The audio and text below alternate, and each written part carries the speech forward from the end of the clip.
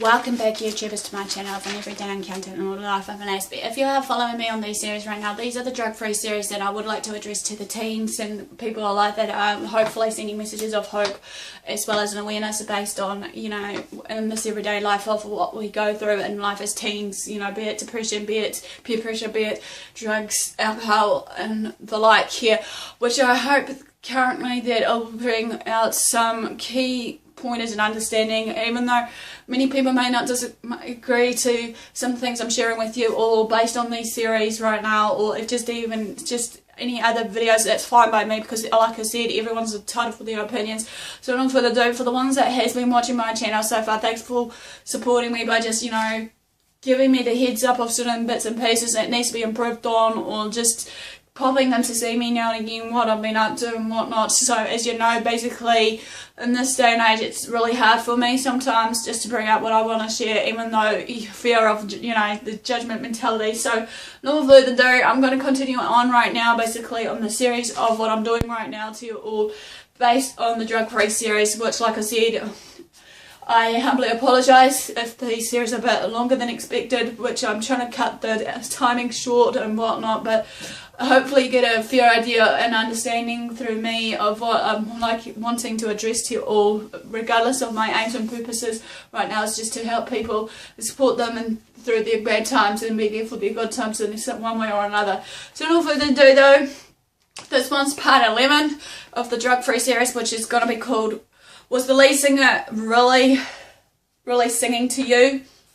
How we should live our lives, you know, or why we lie to ourselves, however. So, in all further ado, let's begin. It's easy to see that people tend to lie to themselves and everyone around them. What about you? Have you ever done this yourself? Even though basically many people tend to think that, you know, now and again it's okay to lie, but then again we've got to bear in mind, as I said before in one of my series here, that people who are codependent or just, you know, an addict, they'll tend to lie to people and hurt people around them, be it, you know, in the physical or just in the mental state, basically in every other state too, regardless what it may be.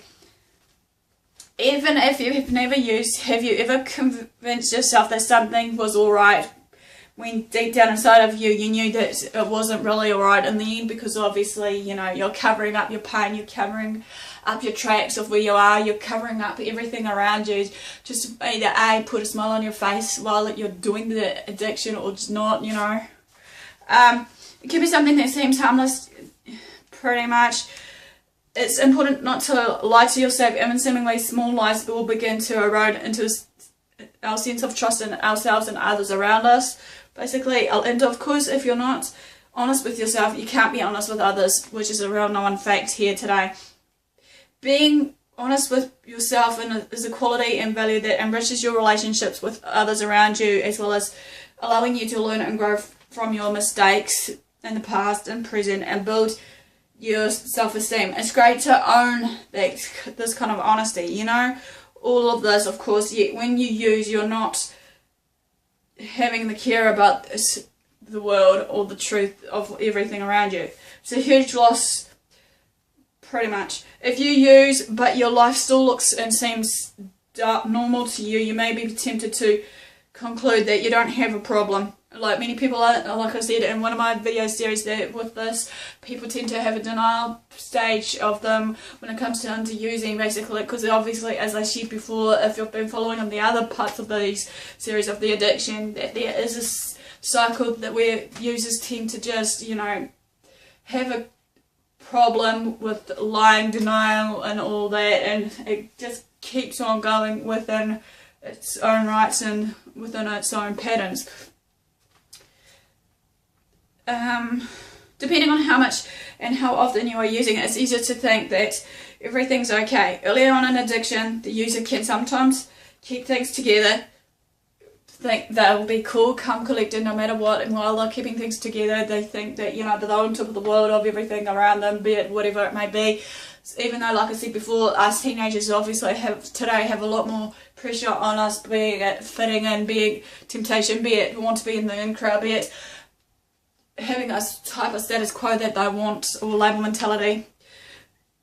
Though they really have to work at it. With continued use, it will be fairly impossible to hide these effects of alcohol and drugs, most especially when dependency does set in. Let's look at the way denial and its deception plays on people's addiction right now. 1, you hear these 9 times out of 10, or you may have heard of these statements before from others around you, but bear in mind that no matter what, that's, you know, it does come down to it. So I'm going to bring out, I don't know, probably about 5 or 6 or even more here of these statements that you may have heard of, and my thoughts and opinions on this based on it. So here we go. Number 1, I can stop anytime I want to. In the beginning, people were still able to convince themselves that they're in control of their lives and their drug use. The changes can be so radical so fast that we don't realise it, though, with these users. Being late to practice or school doesn't mean the world is coming to an end for these users. You know, they think that, you know, they'll get there and not. It's easy for the other people's denials to set in. However, you're probably saying using isn't a problem for me. There are probably no physical problems or changes on your everyday lifestyle, regardless of this, though, however, yet. But once you've used to the point of addiction setting in, you can't quite quit anytime you want to. You'll need treatment to stop the powerful cycle of addiction. Number 2, I don't have a problem. Yes, this one is a real known fact with people in denial stage of addiction or just in everyday life of whatever it may be, which I'm hoping to talk about maybe the abuse series later on in the piece, basically on this one. Basically based on relationships, you know, one-on-one. Anyway, as this one is quite common in users with the continued use. However, with these users doing it, more and more changes and problems will start to show up. Even they can spot them, but once they're chemically dependent, the choice is no longer theirs and theirs alone. When your body screams, I need the chemical this is referring to, they know stopping isn't the answer or is put out of the question. They tend to blame the problems on other people. They'll get basically really, really irrational. They'll start, you know, sweating. They'll start palpitating, you know. Their pulse will be high and stuff, as well as their heart racing and stuff. And then they'll just, you know, get quick to anger, get impatient. And then sometimes, you know, they start to swear and curse at you and the like. And yeah, to admit to being addicted or to acknowledge the distractions using by cause meant they have to stop using. Number 3, I'm fine, even my friends think so. Anyone's not like this most of the time for these addicts are shared around them. They tend to use their friends as a scapegoat or to tell them they're fine. Sometimes their denial can be even more deeper so. These are just the kind of friends he or she and the disease wants and is looking for. Friends who will continue to allow her to use. Using friends weren't about to let them think that they're doing drug use. Doing drugs was a problem. After all, doing drugs could be a problem. They'd have to consider how to cause havoc in their own lives as well. And that they continue to hang out with their friends was no proof.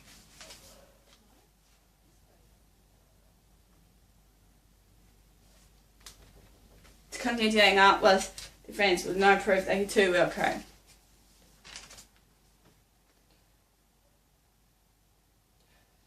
Number 4, I promise not to drink or use again. Yes, we hear this time and time again from the users and addicts. People often don't understand how easy it's to go from using to dependence so quick in a cycle.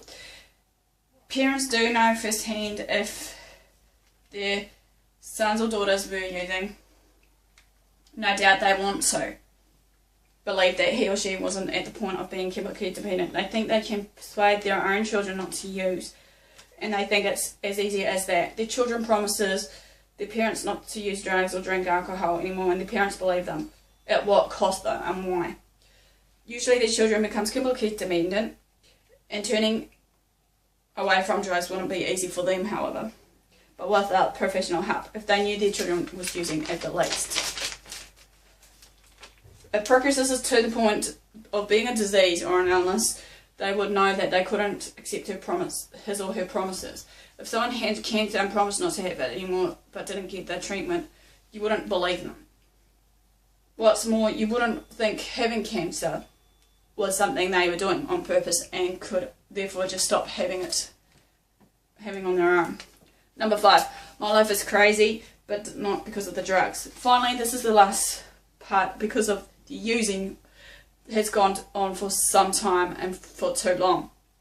And because the body needs more and more, the chemical gets high, or his or her addiction can be or will be growing in advance. There's no way to deny they do have a problem, but they refuse to see it was caused by their drugs use. They think that a mental disorder causes the insanity of their lives, not the drugs they were using.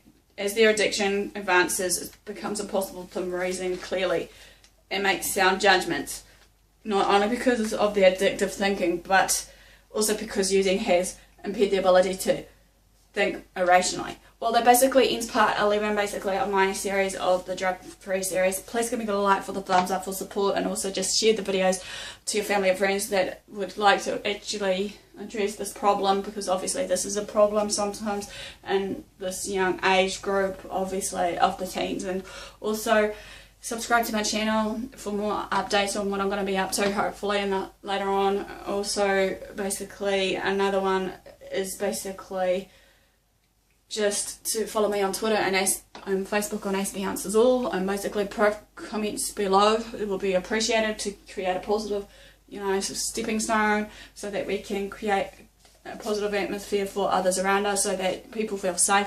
Also PM me if you need to on AspieAnswersAll on my Facebook page, because as I'm hoping, like I said, I'll be sharing my videos more and more, hopefully on that channel as well as on here. So again, thanks for watching guys, thanks for your support, and I'll see you soon.